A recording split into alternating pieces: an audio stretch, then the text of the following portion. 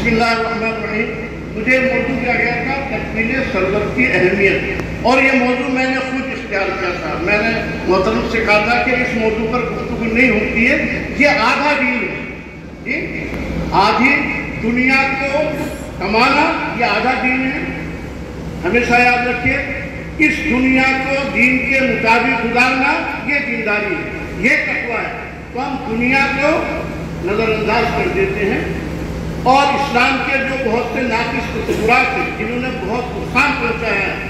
جیسے ایک تصور یہ ہے کہ یہ تو مذہبی جو عبادات ہیں یا رسوم ہے اس کو ادا کر لیا جائے، نماز روزہ، داڑھی لمبی ہو، ٹوپی ہو، پاجامہ اونچا ہو، بس ہم دیندار ہو گئے، متقی ہو گئے. ایک تصور یہ ہے کہ دین جو ہے یہ ایک پرائیویٹ معاملہ ہے، ٹھیک، تو بس پرائیویٹ زندگی میں آپ اس کو اپنائیں اور اجتماعی زندگی میں اس کا تذکرہ نہ کریں. ایک تصور ناقص یہ ہے کہ بھائی ہم تو امتی ہیں، اللہ کے رسول سفارش کریں گے اور ہم جنت میں چلے جائیں گے، ہمیں کسی عمل کی ضرورت ہی نہیں ہے. ایک ناقص تصور ہے. ایسے ایک بہت ناقص تصور یہ ہے کہ دین الگ ہے، دنیا الگ. اس تصور نے، اس تقسیم نے بہت بڑا نقصان پہنچایا ہے اور ہم بہت بڑی پسماندگی کا شکار ہو گئے ہیں. تو دین اور دنیا الگ چیز نہیں ہے. دنیا کی جو ضد ہے وہ آخرت ہے، دین نہیں ہے. تو دین تو ہے ہی دنیا کے لیے، دنیا کو گزارنے کے لیے. اور ربنا آتنا فی الدنیا حسنہ وفی الآخرۃ حسنہ. اے اللہ ہمیں دنیا میں کامیابی، خوشحالی عطا فرما، خوبصورتی عطا فرما. ہماری دنیا خوشحال ہو، بہترین ہو، آسودہ حال ہم ہو. یہ ہے دین. پہلے دنیا اچھی بنا تب تمہاری آخرت اچھی بنے گی. تو جب تک دنیا آپ کی اچھی نہیں ہوگی تو آخرت اچھی نہیں ہوگی. تو دین کا یہ تصور، دنیا اور دین کی تقسیم کا یہ تصور، اس نے بہت ذائقے نقصان پہنچایا ہے. جس طریقے سے نماز فرض ہے، روزے فرض ہے، زکوٰۃ فرض ہے، ٹھیک اسی طریقے سے روزی کمانا، دولت کمانا، اسے تکمیل ثروت کا نام ہم نے دیا ہے، وہ بھی اسی طریقے سے. ہم نے فرمایا پیدا وقت جب تم نماز پڑھتے ہو تو پھیل جاؤ زمین میں اور روزی تلاش کرو، یہ ثروت تلاش کرو، دولت تلاش کرو، خوب کماؤ. یہ اللہ تعالیٰ کا حکم ہے. یعنی جیسے نماز پڑھنے کا حکم دیا ہے، اس نے روزی کمانے کا حکم دیا ہے. اور آپ کو سناتا بالحلال فریضۃ بعد الفریضہ، یعنی فرض ادا کر لینے کے بعد حلال روزی کمانا یہ فرض ہے. یہ حدیث پاک ہے. اور آپ صلی اللہ علیہ وسلم نے فرمایا کہ وقت ابھی دنیا میں تم کوششیں کرو آخرت کو کامیاب بنانے کی، اور وحصل نصیب کا دنیا، اور دنیا میں جو اللہ نے تمہارا حصہ رکھا ہے اس کو حاصل کرنے کی کوشش کرو. دنیا میں روزی حاصل کرنے کی کوشش کرو. ہمارے علماء اور مقررین بہت زور دیتے ہیں زکوٰۃ کی فضیلت. ارے قربانی کرو، قربانی ہر بال میں تمہیں دعا کہ ہر بال کے اندر ایک چیز ملے گی. سبھی لوگ دکھایا آپ کو بال محدثین یہ الفاظ ہے حدیث نہیں کہ اپنی قربانی کو فربا کرو، موٹی قربانی کرو، 30-35 کا ملتا اچھا مطلب یہ اس پر بڑی فضیلت بیان ہوگی. زکوٰۃ پر، صدقہ فطر پر. لیکن جس دولت پر آپ زکوٰۃ ادا کریں گے، جس دولت سے آپ قربانی کریں گے، جس دولت سے آپ صدقہ فطر ادا کریں گے، اور جس دولت سے آپ انفاق کریں گے، اس دولت کے حصول پر کونی توجہ دی جاتی ہے. پہلے تو وہ دولت آپ کمائیں گے تبھی تو آپ زکوٰۃ دے سکتے ہیں، تبھی آپ انفاق کر سکتے ہیں، تبھی آپ قربانی دے سکتے ہیں. تو دولت کا کمانا بھی یہ بہت اہم ہے. اسی کو تکمیل ثروت کہتے ہیں. یعنی جو صلاحیتیں اللہ تعالیٰ نے دی ہیں ان تمام صلاحیتوں اور وسائل کے ذریعے جائز طریقوں کو اختیار کرتے ہوئے دولت کمانا اور معاش کی سہولیات فراہم کرنا یہ تکمیل ثروت ہے. خود اللہ کے رسول صلی اللہ علیہ وسلم آپ جانتے ہیں، آپ نے بچے چلے، آپ نے تجارت کی 2 مرتبہ تو آپ سفری تجارت کر گئے، اس کے بعد بھی آپ نے کاروبار کیا اور آپ نے وسائل کے فراہمی پر بہت زور دیا. آپ جانتے ہیں کہ جو غنیمت کا مال ملتا تھا تو 5واں حصہ تھا. اللہ نے یہ کیونکہ آپ کی پوری زندگی سب روز دعوت ہمیں مقصود کہتے تھے تو اللہ نے کہا کہ اس کا 5 حصہ اپنے پاس ہے. اسی طریقے سے مال نہیں ہوتا تھا وہ اللہ نے کہا کہ رسول جیسے چاہے تقسیم کرے. تو اس طریقے سے اللہ کے رسول صلی اللہ علیہ وسلم کو خود اللہ تعالیٰ نے وسائل کروائے اور اللہ نے حکم دیا صحابہ کرام کو کہ تم ہدایہ دیا کرو. جب تم اللہ کے رسول سے ملنے جاؤ تو تم ان کو ہدیہ دیا کرو. اچھا اس سے بڑی کیا بات ہو سکتی ہے کہ حضور نے فرمایا التاجر الامین الصادق وہ تاجر جو ایمانداری سے سچائی سے تجارت کرتا ہے. اصول تجارت جو اسلام نے بتائے ہیں ان میں کیا محنت, سچائی, ایمانداری, جدوجہد اور ہنر پیدا کرنا کی تجارت. یعنی سکھ میں یہ بات بھی شامل ہے کہ جو بھی آپ صنعت کریں, جو حرفت کریں, جو پیشہ اختیار کریں, اس میں آپ کو اسکلس ہونی چاہیے. تو وہ نبیوں کے ساتھ ہوگا, وہ صدیقین کے ساتھ ہوگا, وہ شہداء کے ساتھ ہوگا. آپ اندازہ لگا سکتے ہیں کہ کاروبار کرنے والے, تجارت کرنے والے شخص کا کیا مرتبہ اسلام نے رکھا ہے. وہ نبیوں کے ساتھ, شہداء کے ساتھ اور صدیقین کے ساتھ ہوگا میدان حشر میں بھی اور جنت میں بھی. اور آپ نے فرمایا الید العلیٰ خیر من الید السفلیٰ, وہ ہاتھ جو بلند ہے, جو اونچا ہے, دارا ہاتھ, اس ہاتھ سے بہتر ہے جو نیچا ہے, یعنی دینے والا ہے. تو مومن کو دینے والا بننا چاہیے, کبھی دینے والا اس کو نہیں بننا چاہیے. ایک شخص آیا, اس نے کہا کہ اللہ کے رسول صلی اللہ علیہ وسلم میں بہت ضرورت مند ہوں, میری ضرورت پوری کر دیجیے. کہا کہ تمہارے پاس گھر میں کچھ ہے؟ کہا کہ ہے. ایک چادر ہے؟ کہا کہ لے کر آؤ. اللہ کے رسول صلی اللہ علیہ وسلم نے وہ چادر منگائی. صحابہ سے کہا کہ کون اسے 2 درہم میں خرید ہوگا؟ ایک صحابی نے خرید لی. کہا کہ 1 درہم سے تم کلہاڑا خرید کے لاؤ اور 1 درہم سے کھانا خریدو, اپنے بچوں کو دے دو 1 دن کے لیے, 2 دن کے لیے. وہ کلہاڑا خرید کے لائے. کہا اپنے ہاتھ سے اللہ کے رسول صلی اللہ علیہ وسلم نے اس پہ دستہ لگایا اور کہا کہ روزانہ جنگل جاؤ, لکڑیاں کاٹو, ان کو بیچو. چند دن کے بعد وہ صحابی ملے, اللہ کے رسول صلی اللہ علیہ وسلم نے ارشاد فرمایا اب کیا حال ہے؟ کہا کہ اللہ کے رسول بہت میں خوشحال ہوں, بہت آسودہ حال ہوں, میرے حال بہت اچھے ہو گئے اور آپ کے بھیک مانگنے اور اپنی ضرورت دوستوں کے سامنے رکھنے کے آپ سے مجھے بچا دیا. اللہ کے رسول میں بہت خوش ہوں. تو اللہ کے رسول صلی اللہ علیہ وسلم نے اس طریقے سے معاشی طور پر مسلمانوں کو خوشحال بنایا.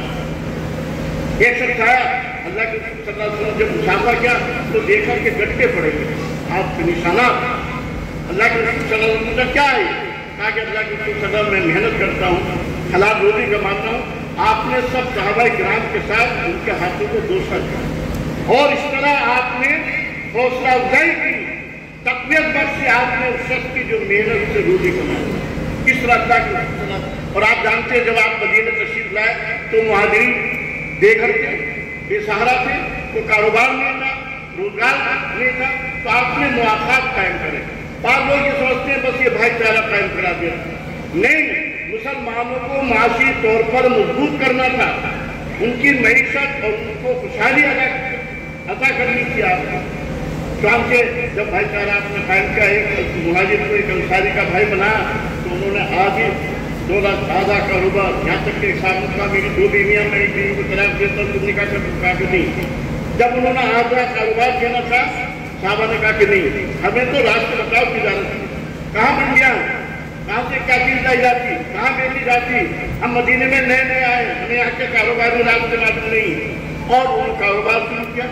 آپ کو معلوم ہے چند مہینے کے اندر مدینے کا پورا کاروبار, پوری تجارت مسلمانوں کے پاس آ گئی, جس پر یہودیوں کا قبضہ تھا. یہودی 10 بجے سو کر اٹھتے تھے اور مسلمان فجر کے بعد اپنے گویا کہ منڈی لگا دیتے تھے. جس کے پاس جو سامان تھا, کھجوریں بیچنے والا کھجور بیچ رہا, تیل بیچنے والا تیل بیچ رہا, ستو بیچنے والا ستو بیچ رہا. اور پتہ چلا 9-10 بجے تک پوری خرید و فروخت ہو گئی. یہودی آ کر بیٹھے رہتے تھے خالی. یہ ایسی حکمت عملی اللہ کے رسول صلی اللہ علیہ وسلم نے اور صحابہ کرام نے اپنائی کہ تمام کاروبار مدینے کا سب مسلمانوں کے پاس آ گئے. اور اس لیے مسلمان خوشحال ہو گئے کہ جب مکے میں قحط پڑا تو روایات میں آتا ہے کہ ایک اونٹ مدینے میں تھا اور ایک اونٹ گویا کہ مکے میں تھا، اتنا امدادی سامان بھیجا صحابہ کرام، یہ حضرت عثمان غنی، حضرت عبدالرحمن بن عوف، یہ اتنے بڑے بڑے تاجر تھے، حضرت صدیق، انہوں نے بڑی بڑی منڈیاں قائم کی۔ تو اللہ کے رسول صلی اللہ علیہ وسلم نے اس طریقے سے مدینے میں جو مسلمانوں کی معیشت تھی اس پر قبضہ کر لیا صحابہ کرام نے اور حضور صلی اللہ علیہ وسلم کی ہدایت میں۔ تو ہمیں اب سوچنا چاہیے، ہم کاروبار میں تجارت میں بہت پیچھے ہیں، یہ بھی سنت ہے، جیسے داڑھی رکھنا سنت ہے، فجر کے 2 رکعت نماز پڑھنا سنت ہے، ٹھیک اسی طریقے سے یہ بھی سنت ہے کہ آپ اپنے ملک کی معیشت پر چھا جائیں۔ اللہ کے رسول صلی اللہ علیہ وسلم صحابہ کرام مدینے کی معیشت پر چھا گئے، تو ہندوستان کی معیشت پر آپ چھا جائیں، اس کے لیے کیا استراتیجی ہو، کیا حکمت عملی ہو، کیا منصوبہ ہو، کیا طریقہ کار ہو، اس پر مل بیٹھ کر سوچنا چاہیے۔ ہر شہر میں ہماری سطح سوچیں، مرکزی سطح پر مرکز سوچے، صوبائی سطح پر صوبہ سوچے، ضلعی سطح پر ناظرین ضلع سوچے کہ ہم کس طریقے سے معاشی طور پر خوشحال ہیں۔ ہم بہت احتجاج کرتے ہیں نا، ہمارے جائزہ اجتماع بھی ہوتے ہیں، لیکن جائزہ اجتماع میں یہ کیوں نہیں سوچا جاتا کہ کل ہمارا رفیق جس مقام پر کھڑا تھا وہ معاشی طور پر کتنا آگے بڑھا ہے۔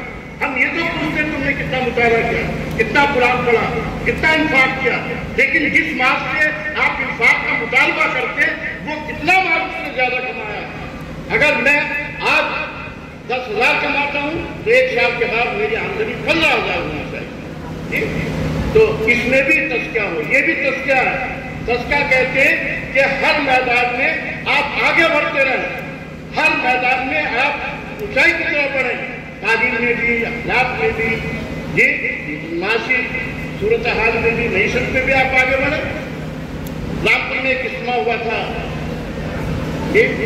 تو میں اس وقت رامپور میں تھا، امیر جماعت کی صدارت میں سیمینار ہو رہا تھا، تو میں نے امیر جماعت کو نوٹ کرایا کہ محترم جب مولانا مودودی الرحمن نے جماعت اسلامی قائم کی تھی تو اس کا ایک شعبہ یہ بھی تھا کہ ہم معاشی طور پر اپنے رفقا کو کیسے خوشحال بنائیں گے، تو آپ اس شعبے کو قائم کیجیے، مرکز میں بھی، حلقے میں بھی، ضلع میں بھی ہمارا شعبہ قائم ہو، ہم لوگوں کو روزگار فراہم کریں، روزگار فراہمی میں ہم ان کی مدد کریں، ہم انہیں بتائیں آج کے اصول تجارت کیا ہیں، کس طریقے سے آپ آن لائن میں تجارت کر سکتے ہیں، بغیر پیسے کے آپ کس طریقے سے پیسہ کما سکتے ہیں، اس طرح کی گویا کے پلان اور منصوبے موجود ہیں، اور اس پر کتابیں پڑھی آپ اسلامی معیشت پر، ڈاکٹر عبدالرحمن خلیل صاحب کی، ڈاکٹر نجات اللہ صدیقی صاحب کی اور پروفیسر خورشید احمد صاحب کی، انہوں نے زبردست کام کیا ہے۔ معلوم ہے اسلامی معیشت پر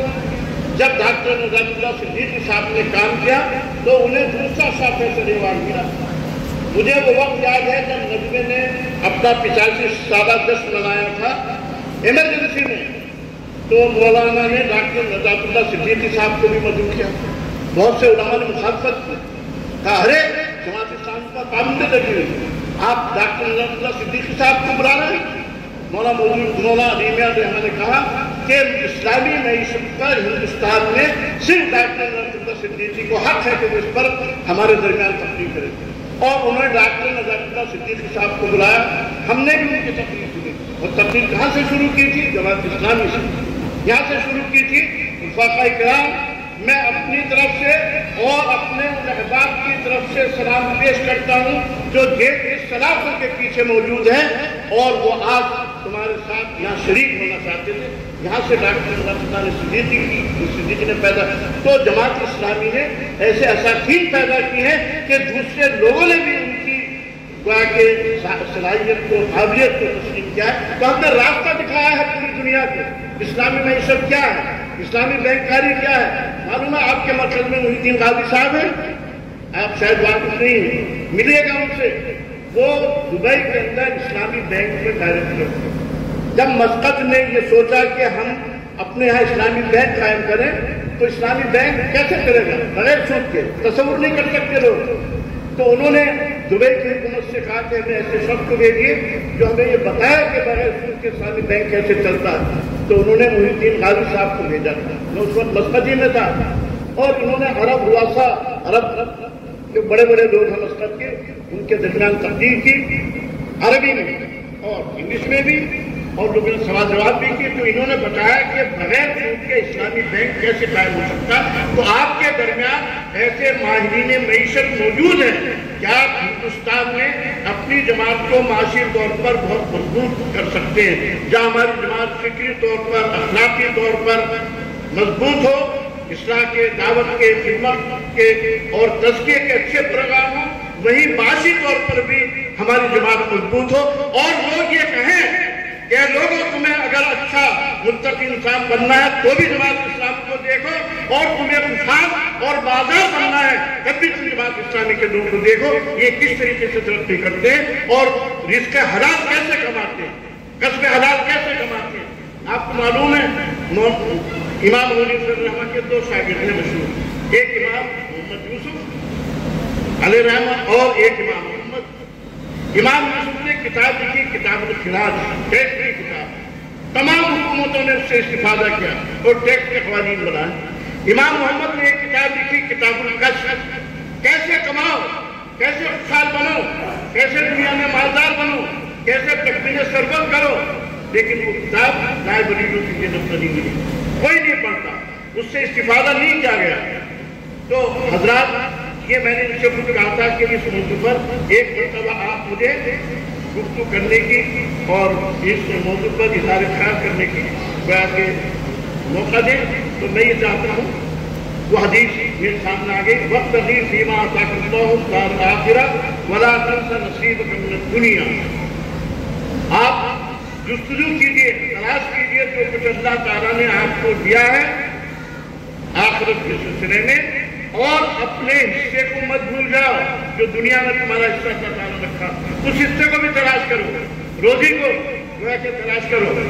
تو ہمیں صحابہ کرام کی زندگی میں اس کے بہترین نمونے ملتے ہیں نا، یہ جو ہم مثالیں دیتے ہیں نا، کہ حضرت سلمان فارسی کے پاس ایک کٹورا تھا، وہ دیکھ دیکھ کر روتے تھے، تو یہ کوئی معیار نہیں ہمارے لیے ہے نا، یہ بھی ایک ہو سکتا، لیکن حضرت امیر معاویہ تھے، متنوع قسم کے کھانے تھے، حضرت عثمان غنی کو دیکھ کتنے مالدار تھے۔ جب جنگ جمل ہو رہی تھی نا، تو حضرت ابو ہریرہ بھی شریک تھے، وہ حضرت ابو بکر، وہ حضرت علی کی طرف سے جہاد میں شریک تھے، حضرت علی کی طرف سے لڑتے تھے۔ جب کھانے کا وقفہ ہوتا تو جنگ رک جاتی تھی، تو حضرت امیر معاویہ کے دسترخوان پر پہنچ جاتے تھے۔ تو ان سے کسی نے کہا، اے ابو ہریرہ، یہ کیا معاملہ تمہارا، تم جنگ تو ادھر کرتے ہو اور جب کھانے کے لیے وقفہ ہوتا ہے تو امیر معاویہ کے دسترخوان پر آ جاتے ہو۔ تو انہوں نے کہا، بھائی میرے نزدیک حضرت علی حق پر ہیں، اس لیے مجھے جہاد ادھر سے اچھا لگتا ہے، لیکن کھانا یہاں اچھا ملتا ہے، کھانا یہاں لذیذ ہوتا ہے، تو کھانے کے لیے میں یہاں جاتا ہوں، یہ بھی حلال ہے، جائز ہے جی۔ تو صحابہ کرام میں آپس میں اتنی محبت بھی تھی اور ان کا ایک ذوق بھی تھا۔ یہ مثالیں میں نے اس لیے رکھی آپ کے سامنے کہ صحابہ کرام آپس میں کیسے محبت کرتے تھے اور ان کا بھی ایک بلند ذوق تھا۔ حضرت ایک دفعہ ایک شخص آیا حضور صلی اللہ علیہ وسلم کے پاس اور کہا کہ اللہ کے رسول صلی اللہ علیہ وسلم مجھے ایک گھوڑا دے دیجیے جہاد کے لیے۔ کہا جاؤ، اب جاؤ عثمان غنی سے ملو، کہنا کہ محمد نے کہا صلی اللہ علیہ وسلم کہ گھوڑا دے دیتے۔ اب یہ گئے تو دیکھا کہ اندر سے آواز آ رہی ہے، انہوں نے سنا حضرت عثمان غنی رضی اللہ تعالیٰ اپنی اہلیہ سے کہہ رہے تھے چراغ بجھا دو، بیکار میں تیز جلتا ہمیں تو سونا ہے۔ ان صحابی نے سوچا کہ آج جو چراغ میں تیز جلتے تو کہہ رہا کہ میں تیز جل رہا ہے، اسے بجھا دو۔ جو آدمی اتنا کم خرچیلا ہو یا اتنا بخیل ہو وہ مجھے گھوڑا کیا دے دے گا، یہ سوچ کر یہ واپس آنے لگے۔ پھر انہوں نے سوچا کہ نہیں، یہ تو اللہ کے رسول کا حکم ہے تو مجھے حکم تو ماننا چاہیے۔ چاند نے دروازہ کھٹکھٹایا، حضرت عثمان غنی آئے، انہوں نے کہا کہ اللہ کے رسول صلی اللہ علیہ وسلم نے کہا کہ مجھے آپ گھوڑا دے دیں، مجھے جہاد کی ضرورت ہے گھوڑے کی۔ کہا کہ ٹھیک ہے، یہ جاؤ اور میرے تین بال سے کہہ دو، ہے نا جہاں گھوڑے بندھے رہتے ہیں نا، اسٹبل جسے کہتے ہیں کہ اسٹبل چلے جاؤ، وہاں سے گھوڑا دے دیں۔ اب انہوں نے سوچا اور حضرت عثمان غنی سے پوچھا کہ آپ تو ابھی بیوی سے کہہ رہے تھے کہ تیز جلتا بیکار میں چراغ بجھا دو، تو کہاں تو آپ اتنا بخل کرتے ہیں اور کہاں پر آپ نے ایک دم گھوڑا دے دیا، میری سمجھ میں بات نہیں آ رہی۔ کہا کہ دیکھو وہ ہمارے ذاتی اخراجات ہیں، اس میں ہمیں کفایت برتنی چاہیے، اور یہ انویسٹمنٹ ہے، یہ انویسٹمنٹ ہے، یہ اللہ تعالیٰ ہمیں 100 گنا 700 گنا دے گا۔ یہ تو ہمیں انویسٹمنٹ کرنا چاہیے حضرت عثمان غنی رضی اللہ تعالیٰ عنہ کے اس واقعے سے۔ تو جہاں ہم آخرت کے بھی انویسٹمنٹ کریں، دنیا میں بھی انویسٹمنٹ کریں، اور اسلام نے ہمیں اصول تجارت بتائے ہیں، اس پر آپ کتابیں پڑھیں، جب آپ قرآن پڑھتے ہیں، حدیثیں پڑھتے ہیں، سیرت پڑھتے ہیں، تو اس پر بھی آپ کو کتابیں پڑھنی چاہیے کہ کس طریقے سے کسب حلال ہو، اس کے کیا جائز طریقے ہیں، آپ معاشی طور پر کیسے مضبوط ہو سکتے ہیں۔ اور ہم یہاں سیکریٹری حلقہ ان سے یہ بھی گزارش کریں گے کہ بھائی وہ بھی حلقے کے لیے جو پروگرام بناتے ہیں تو ایسے بھی پروگرام بنائے جائیں کہ ہم اپنے رفقا کو معاشی طور پر کیسے مضبوط کریں، ہم کیسے مائکرو فائننس شروع کریں جگہ جگہ، ہم کس طریقے سے لوگوں کو روزگار فراہم کریں، اس کا سسٹم ہم بنائیں۔ کم سے کم بڑے شہروں میں ہمارے مائکرو فائننس سسٹم قائم ہونے چاہیے جی، تاکہ ہم خود بھی خوشحال بن سکیں اور دوسروں کو بھی خوشحال بنا سکیں، اور یہ گویا کہ اسلام کی تبلیغ کے لیے اور اسلام کی اشاعت کے لیے ایک بڑا گویا کہ کام ہوگا۔ یہ جو تصور ہے نا دین اور دنیا کی تقسیم کا، اصل میں جب اسلام عرب سے نکلا اور عجم میں پہنچا تو عجم میں جو یہ راہب تھے، صوفی سنت تھے، جوگی تھے، ان کے ہاں ترک دنیا کا رہبانیت کا ایک تصور تھا، وہ لوگ یا ان کے متاثرین جب اسلام میں آئے تو یہ تصور ان کے ساتھ مسلمانوں میں آ گئے۔ ہندوستان میں بھی جو جوگی سادھو سنت تھے نا کہ بھائی دنیا سے بھی تعلق رکھنا، اگر تمہیں دیندار بننا ہے، تمہیں دھارمک بننا ہے تو دنیا سے بھی تعلق رکھنا، یہ تصور ان کے یہاں سے ہماری ثقافت میں در آیا۔ حالانکہ اسلامی ثقافت تو یہ ہے کہ دین اور دنیا الگ نہیں ہے، اس دنیا کو خوبصورت بناؤ تو تمہارا دین خوبصورت ہوگا، دنیا اچھی ہوگی تو دین تمہارا اچھا ہوگا۔ تو یہ جو تصور ہوا ہے دین دنیا کی تقسیم کا، حالانکہ اسی خطرے اور اندیشے کے پیش نظر اللہ کے رسول صلی اللہ علیہ وسلم نے بہت واضح ہدایت دی تھی، اصلاح رہبانیت اسلام، اسلام میں رہبانیت نہیں ہے، کبھی دنیا کو مت چھوڑ دینا، یہ مت سوچنا کہ دنیا کو چھوڑ دینا دینداری ہے، نہیں، اس دنیا تو اس طریقے سے گزارنا جیسے اللہ اور اس کے رسول نے کہا یہ دینداری ہے۔ تو زیادہ سے زیادہ آخرت کے لیے پیسہ جمع کیجئے اور اس کے ساتھ ساتھ زیادہ سے زیادہ دولت حاصل کیجئے، پھر انشاءاللہ آپ دین کی بھی زیادہ خدمت کر سکتے ہیں۔ دولت حاصل ہونے کے کیا فائدے؟ آپ خوشحال بن سکتے ہیں، آپ کے بچے خوشحال بنیں گے، آپ کا معاشرہ خوشحال بنے گا، اس کے نتیجے میں ہمارے یہاں تعلیم ہوگی۔